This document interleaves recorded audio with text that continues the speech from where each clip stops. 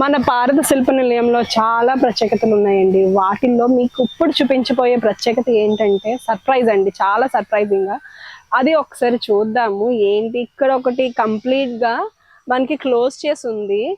ఇక్కడ పీఠం స్తంభం అయితే ఒకటి కనబడుతుంది.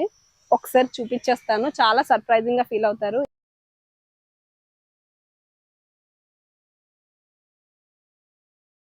ఈ రాయి చూసుకుంటే మనకి ఏదైతే అయోధ్య రామాలయం కడుతున్నారో అదే రాయికి అయితే ఇక్కడ కనబడుతుందండి. సేమ్ అదే రాయితో ఇక్కడ ఒక ఫౌంటైన్ అయితే తయారు చేయడం జరుగుతుంది. ఈ ఫౌంటైన్ స్పెషాలిటీ, ఆ విగ్రహం ఏంటో ఒకసారి మీకు చూపిస్తాను. ఇది ఫౌంటైన్ అండ్ దానితో పాటు స్తంభము, అదేమో గోపురం.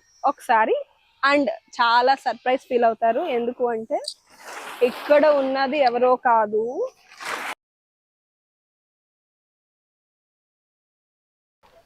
మనకి